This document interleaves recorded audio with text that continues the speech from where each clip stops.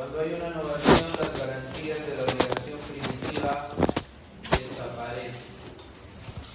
Las garantías de la obligación primitiva ya fueron.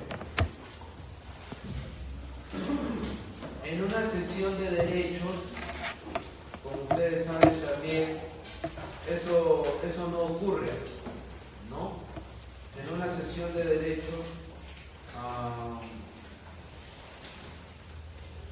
lo que nosotros podemos ver, lo que podemos apreciar,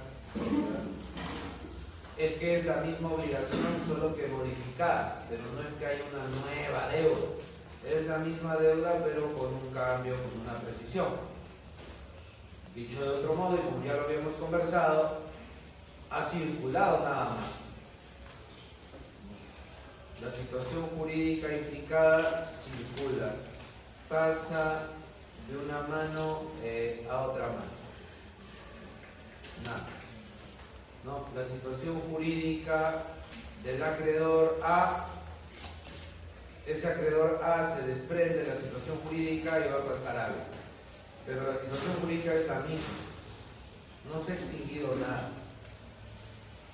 En cambio, en una novación, como hay una sustitución, alguien sale del fichero, alguien queda expectorado.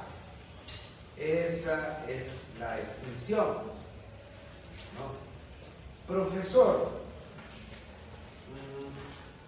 no podría decirse que no se está extinguiendo, sino que solo se está sustituyendo, porque el código utiliza el término sustitución, no extinción. Bueno, pero como ya les dije, tanto en doctrina, en jurisprudencia, se entiende que la novación es un medio de extinción de obligaciones. Mata, extingue la relación obligatoria inicial. Solo que su esencia es que se caracteriza por la idea de sustituir, reemplazar, si se quiere, de un modo permanente. Pero la obligación primitiva se extingue porque se extingue. La obligación primitiva no se conserva. Y por esa razón el 1283 dice que luego de la novación, si habían garantías, estas pasan a la nueva deuda, a la nueva obligación, no todo sale volando. ¿De acuerdo? Entonces, esa es una diferencia importante para saber diferenciar una cesión de derechos de una novación subjetiva. En la cesión se trata de la misma relación obligatoria, simplemente hay una circulación. En cambio, en la novación, como ya hemos explicado, hay una auténtica extinción de la obligación. Ahora, como ustedes ya saben, tiene que constar de forma indubitable. ¿Qué sucede si se presta la confusión o no queda muy claro? Por X, Y razón, yo no tengo muy claro si es cesión de derechos o novación, pues tendría que concluir que sería una cesión de derechos, no tanto una novación, porque la novación, como ya dijimos, como dice el código, tiene que constar de forma que indubitable. ¿De acuerdo? Esa incompatibilidad que a veces implica la novación, porque la novación puede ser tácita o implícita, esa incompatibilidad tiene que ser patente, evidente. ¿Ya? Un favor, los doctores que están pegados a las ventanas, si pueden abrirlas, por favor, y las personas que están con sus teléfonos, por favor, dejen sus teléfonos. Creo que había yo dicho algo al comienzo de la clase, perdón. Ya, ahí veo algunos compañeros que están en otra cosa con su teléfono. Ya, por favor. O si tienen que hacer algo con el celular, salgan del salón y no sé, regresan para el segundo grupo de control. ¿Va? Pero pueden correr la cortina, por favor, pues nos vamos a asfixiar. Dice que está circulando ahí un COVID-25, entonces Cuidado. Gracias, doctora.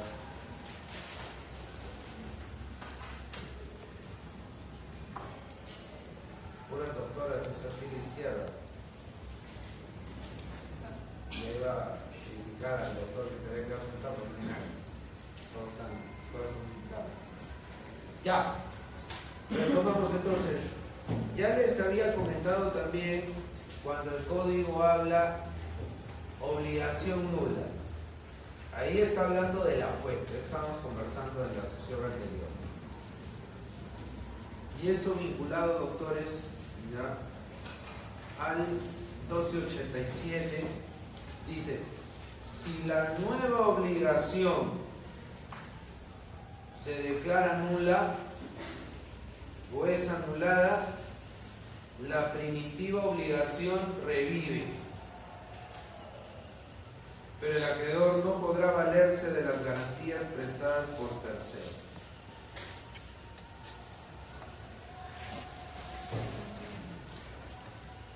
Ya dijimos, la obligación es la que se anula.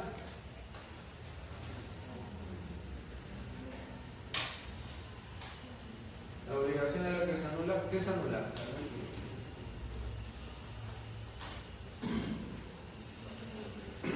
¿Qué se anula? La fuente. La fuente es lo que se declara nulo. La fuente es lo que eventualmente se va a anular. ¿De acuerdo? ¿Ya?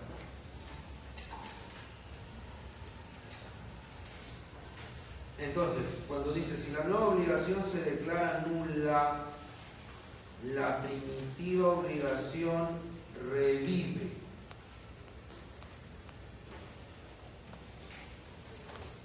Primero voy con la nulidad, ¿ya? Algo podría revivir allí, tendría lógica hablar de que la obligación primitiva revive, como si se hubiera muerto. Si el negocio jurídico de novación, si el acuerdo de novación fue nulo, ¿qué significa eso? ¿Extinguió algo o nunca extinguió nada? Si nunca extinguió nada, ¿la primitiva murió o siempre estuvo viva? ¿Y algo que estuvo vivo va a revivir? No. Allí la terminología del código no es tan apropiada. Pero con la anulabilidad es diferente o no? Claro. Ahí sí podríamos decir. Si el acuerdo de novar resulta anulable, el acuerdo de novar produce efectos. Efectos precarios, es verdad. Una eficacia, como decía Barbero, claudicante, que se puede caer. Entonces esta idea de revivir de una primitiva que resurge tipo Lázaro cabría en la anulabilidad.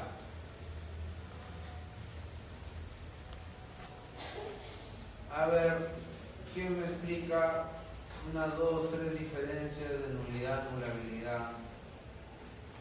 Y le damos ahí unos 3 puntillos. A ver.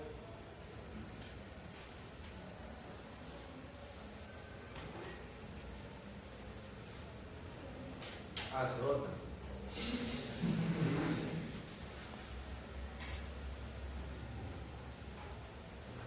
¿Nada? A ver, señor delegado. La nulidad se presenta ante el defecto en algunos de los elementos o presupuestos del acto jurídico.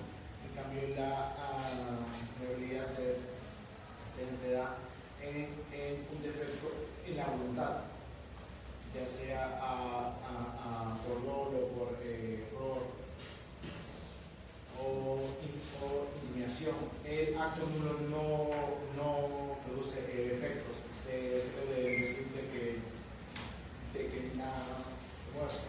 En cambio, el acto anulable, ¿cómo se llama?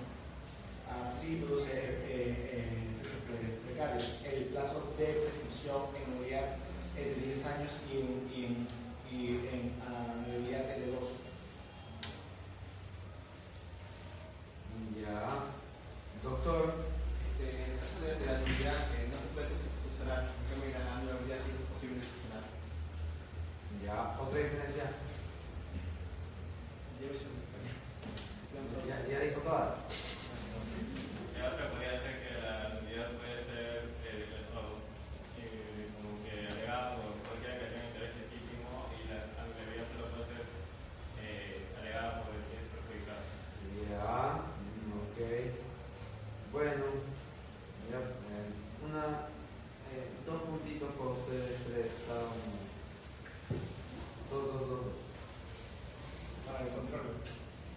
Claro, para esto.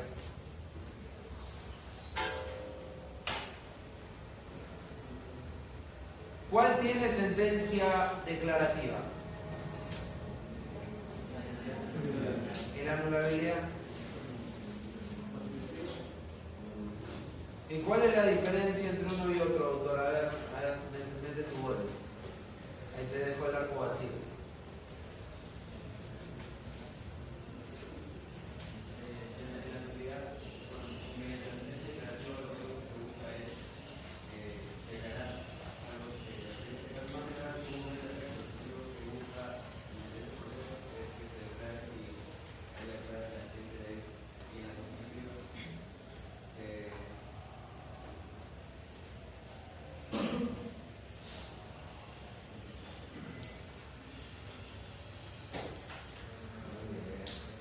Casi, palo.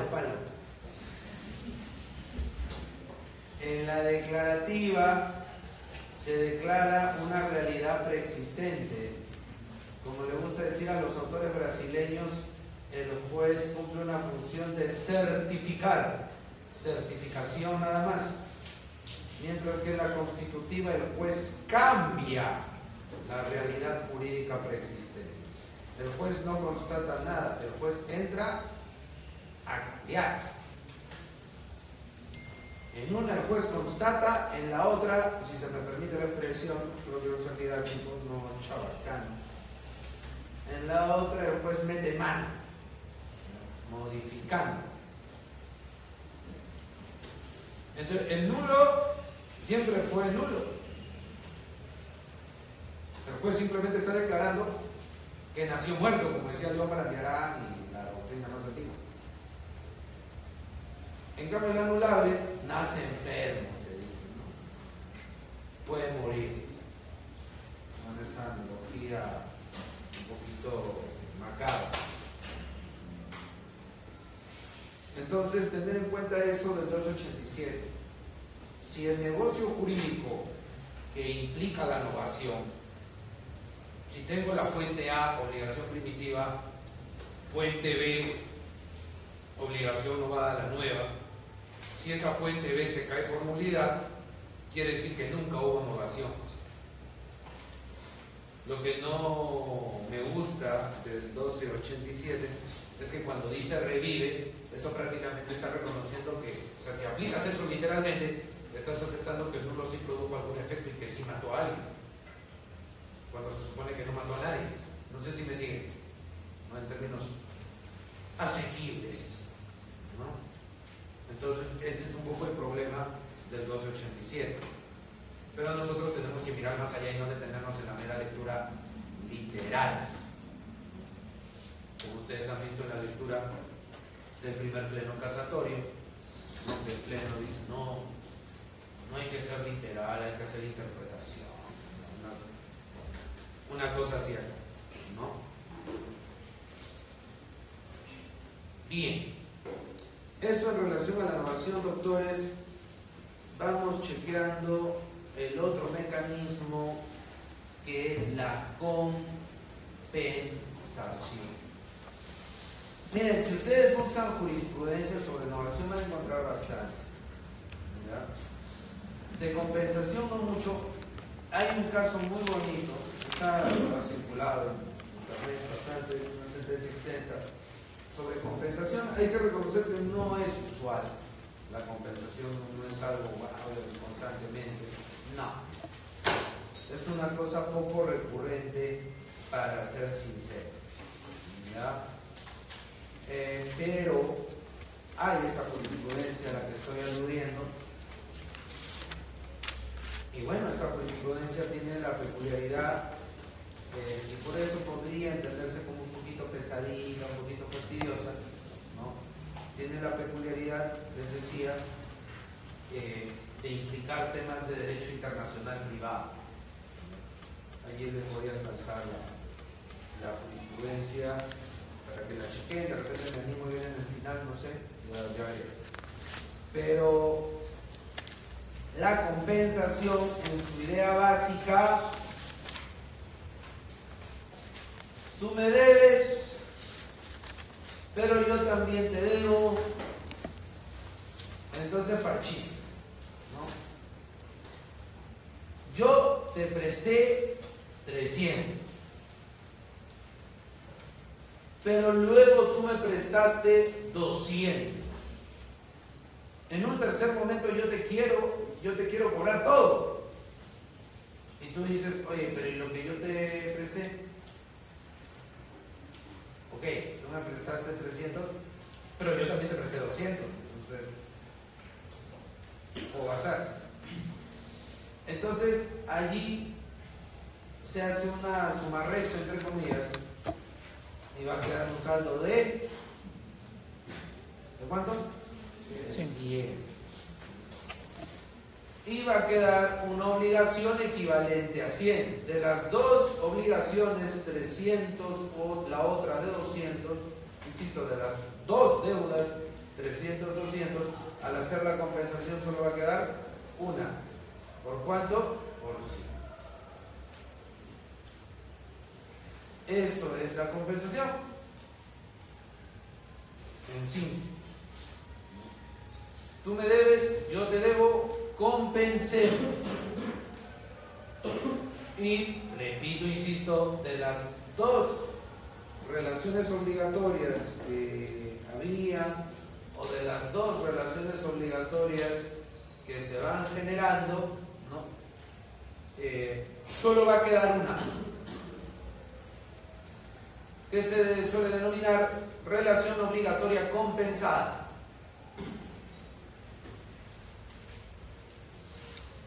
Dice el 1288. Por la compensación se extinguen las obligaciones recíprocas, líquidas, exigibles y de prestaciones fungibles y homogéneas, hasta donde respectivamente alcanza, desde que hayan sido puestas la una a la otra. La compensación opera cuando el acreedor y el deudor la excluyen. ¿Puede excluirse la compensación? Sí, por mutuo acuerdo. Pero quiero que noten otra cosa. Y a ver acá quién contesta. ¿Cuándo se genera el efecto extintivo? Cuando la obligación por 200 y la obligación por 100 terminan siendo una sola. ¿En qué momento desaparecen esas dos para convertirse en una nueva compensada? Dice la norma, desde que hayan sido puestas. ¿Qué es eso? Desde que una de las partes hace o busca hacer valer precisamente la compensación. Si tú quieres en sencillo, desde que uno reclama. O sea, cuando yo te quiero cobrar los 300, tú declaras tu voluntad. Y me dices, oye, ¿pero por qué? Solo te doy 100, porque acuérdate que yo previamente te presté 200. Cuando tú declaras tu voluntad de negarte a pagar completo los 300. Es perfectamente posible y cuando yo te cobro los 300, tú te botes, sí, ahí está tu pin. Y yo en mi interior digo, uy, pensé que me iba a compensar. Me llegó. Y en plan, los tiempos han cambiado. Entonces, ¿qué tenemos ahí? Una falta de oposición. Porque no estás trayendo a colación siempre a través de una declaración de voluntad, no estás trayendo a colación la deuda que yo tengo contigo. ¿A dónde quiero llegar con esto? La compensación es automática.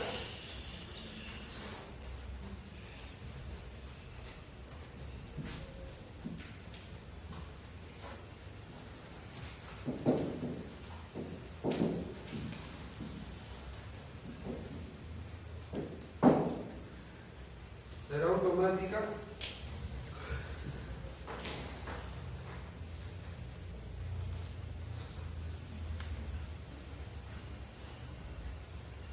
¿Qué dice?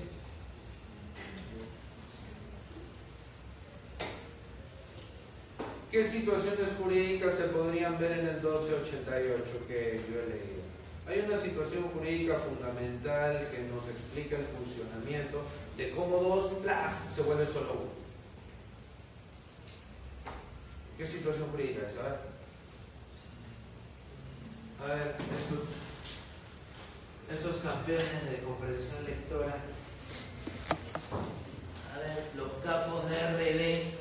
A los tutores de RB de Aduni. A ver. De Pitágoras, Trilce. A ver. ¿Eres tutor? No, porque no te derrocha nomás. Adelante, doctor, te escuchamos. Ahora sí, un nuevo pase con arco vacío.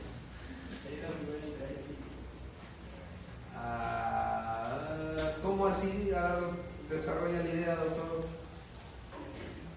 Es decir, una convención no usual de la automática tiene un interés en seguir esa parte de verdadero y compensarlo.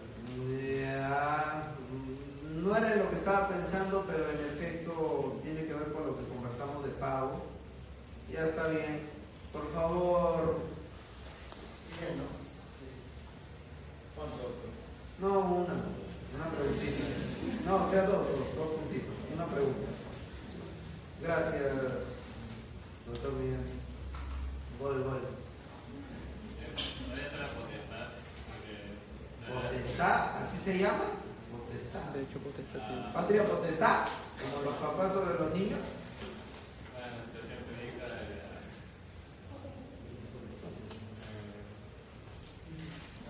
Sería un derecho protectivo. Muy bien. ¿Qué haces de piña? Para que aprendan a expresarse con exactitud. ¿Ya? Si ustedes ven la lectura de Rocco y otras lecturas, ¿no? Existe la figura de la potestad. Y otros autores italianos también llamaban la figura del oficio, que no lo hemos desarrollado porque es un poquito ajeno al curso y que se ve bastante en familia. Ejemplo de potestad por excelencia, la patria potestad, ¿no? Que es el padre sobre los hijos y toda la gama de situaciones jurídicas, porque la potestad en general se suele entender como un paquetito de situaciones jurídicas subjetivas, ¿no? El derecho potestativo es una cosa distinta, ¿no? Que en efecto podríamos decir que hay derecho potestativo acá. ¿Por qué? Porque cuando yo te quiero cobrar los 300 y tú te botas y dices, ¿no? Te abstuviste de ejercer el derecho potestativo porque podrías haber ejercitado el derecho y modificar la esfera jurídica de tal manera que la deuda, el crédito de 300, ¡crack!, baja a 100, ¿no? Por el derecho potestativo que tú tienes. Entonces no es tanto en automático, sino que hay un presupuesto que es el derecho potestativo. Oiga, doctor, pero Miguel comentó el tema del interés legítimo. No, ese es el interés en la liberación, que lo vimos en el pago. No es que yo tenga un derecho a pagar, ¿no es cierto? Eso no existe. Yo tengo un interés legítimo en liberar. Muy bueno, en ese caso, digamos que también. Pero lo principal, lo que yo quiero destacar acá es el derecho potestativo, que lo puede hacer valer cualquiera de las partes, ¿se entiende? Entonces, cierro con la siguiente pregunta. ¿Qué forma debiera tener el ejercicio de ese derecho potestativo? ¿Y por qué? Dice ahí oponer. Fíjate, ¿no? Y esto lo conversamos en la primera clase. Las situaciones jurídicas objetivas no están con etiquetitas o cuadraditos, ¿no? Con potzis, te decía yo. No hay una etiquetita ahí, oye, mira hijito, mira mamita, me llamo tanto. No, eso no hay. Tú tienes que hacer una interpretación. Este es un ejemplo. Es un derecho potestativo. Cuando se advierte que es producto de la oposición que se genera la obligación compensada, extinguiéndose las deudas previas, ¿no? Estamos viendo un derecho potestativo. Ahora, ¿qué forma? Si yo te pregunto en el examen final, ¿qué forma o formalidad debe tener la oposición de la obligación para generar la obligación compensada? ¿Qué dice? Paso a la siguiente.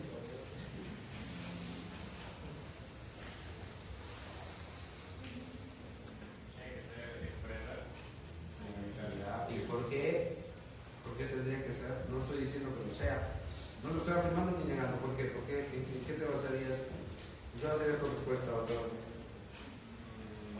Porque no puede como que asumirse que la otra parte quiere, tácitamente quiere compensar el crédito, sino que quiere que la empresa ingrese. Ya. No necesariamente, por lo que vamos a ver. ¿Alguna opinión más?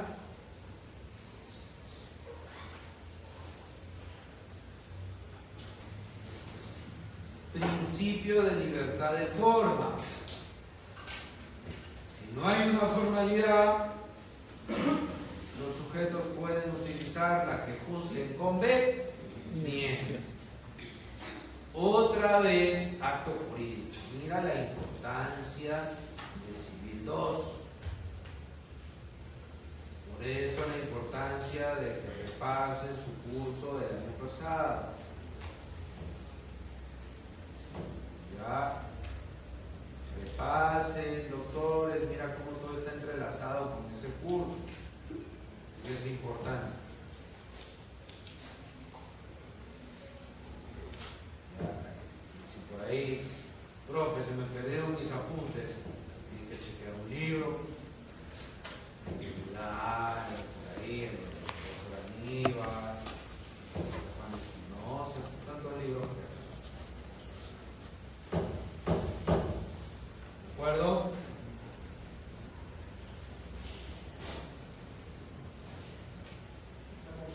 Sí.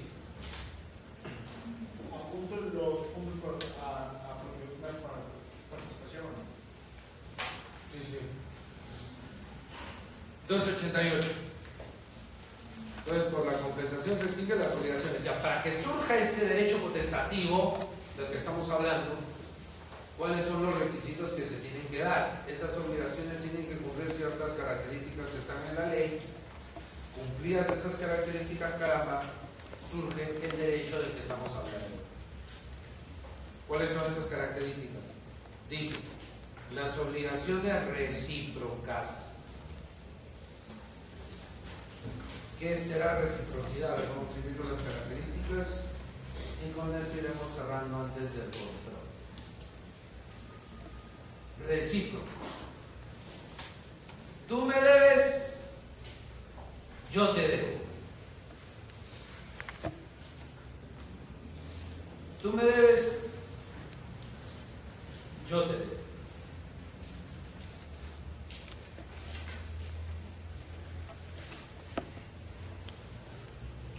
¿De acuerdo?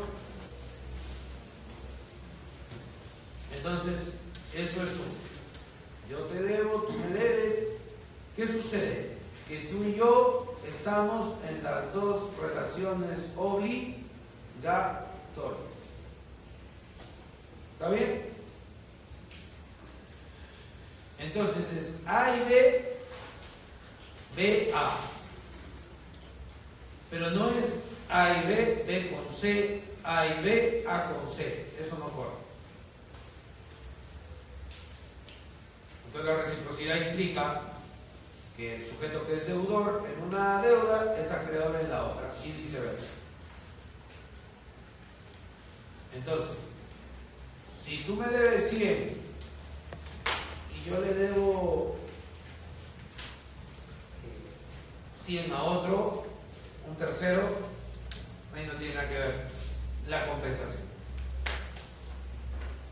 A eso se refiere, doctores, en términos sencillos, la reciprocidad. Líquidas. ¿Qué es líquido? Profe, agua.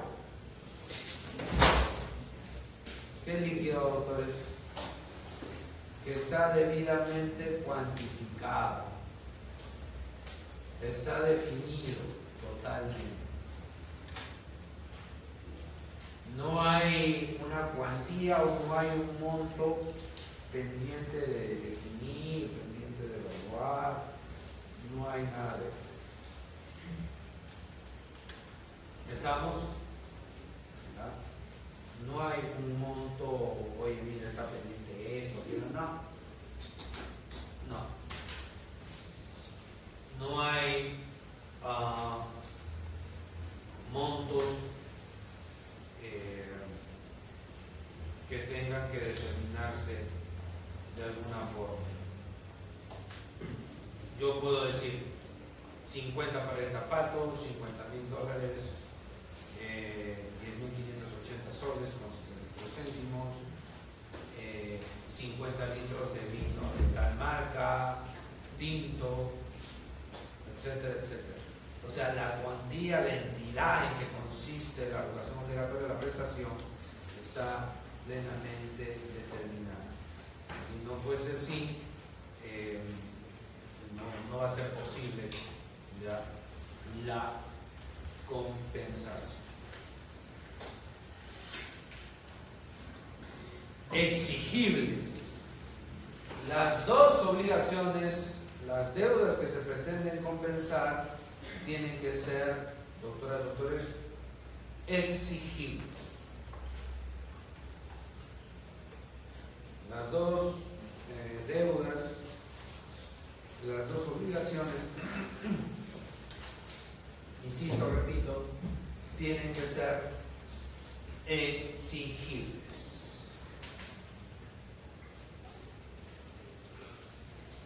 ¿De acuerdo? Entonces, imagínate, yo te presté 300,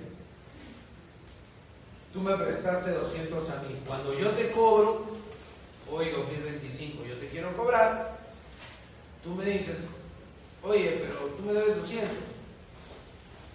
Yo podría decirte, oye, aguanta, pero del contrato del negocio está que eso yo lo tengo que pagar, porque lo tengo que pagar en 2026, estamos en 2025.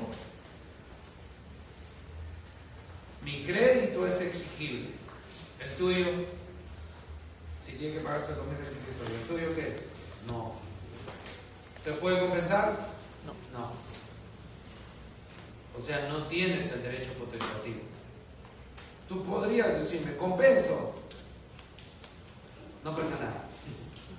No, normativamente no, porque no se dan los presupuestos legales para la existencia del derecho potestativo que ya hemos mencionado hace un rato. Entonces, tiene que haber exigibilidad en ambas relaciones obligatorias, en ambas deudas. ¿De acuerdo? ¿Qué más? Prestaciones fungibles y homogéneas. A ver, ¿podré compensar dinero con mesas o libros? Libros con libros, vino con vino, y lo más usual, lo más recurrente, dinero con dinero.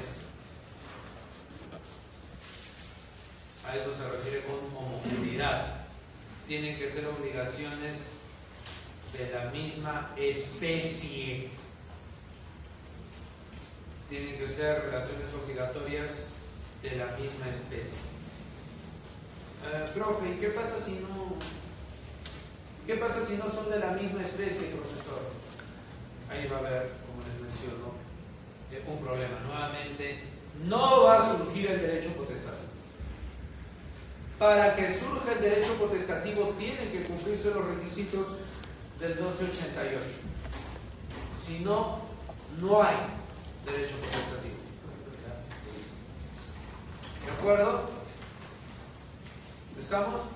Profe, ¿y los requisitos del 1288 serán alternativos? ¿Basta que esté uno o más de uno? Tienen que estar todos. A ver, comprensión lectora. ¿Tienen que estar todos o solo algunos? Todos.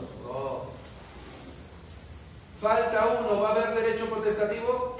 No. O sea, yo te quiero cobrar los 300 y tú me dices, oye, ¿y los libros que te presté el año pasado? Y su ticket. Oye, pero mira, yo no te estoy cobrando los libros. Bueno, ¿para qué no me cobras? Pues pago. Ah, su profe, eso no es muy cortés. Pero no es un tema de relaciones de cortesía, pues, doctores. ¿Me dejo entender? Oye, yo te di unos servicios el año pasado o el anteaño pasado y ese tema todavía está pendiente. Cobra según consideres, pero págame el dinero que me debes acá. Pero tú no me has dado los servicios, te faltan algunos servicios. Me da lo mismo. Hazlo valer en la vía correspondiente. Paga. No se puede compensar. Porque no hay homogeneidad. ¿Me entienden?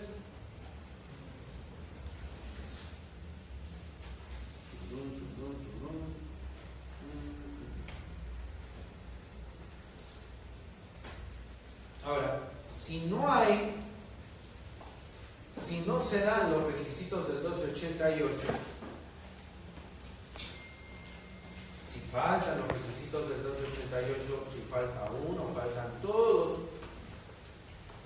las partes pueden ponerse de acuerdo y allí surge la compensación convencional, que se genera porque las partes han llevado adelante un negocio jurídico. Por eso dice el 1289, puede oponerse la compensación por acuerdo entre las partes, aun cuando no concurran los requisitos del 1288.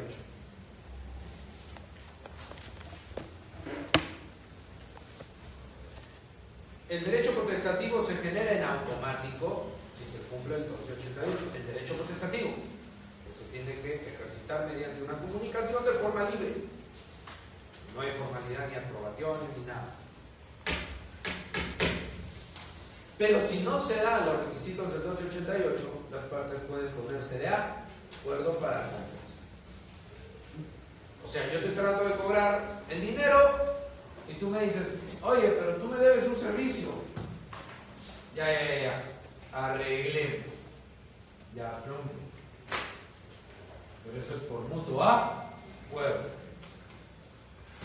Si no, cada obligación se podrá hacer valer, ejercitar en la vía que toque. Entonces ahí surge la idea de la compensación legal 1288 y compensación convencional 1289. Pero lo que queda claro es que no es en automático. Tiene que haber una declaración de voluntad.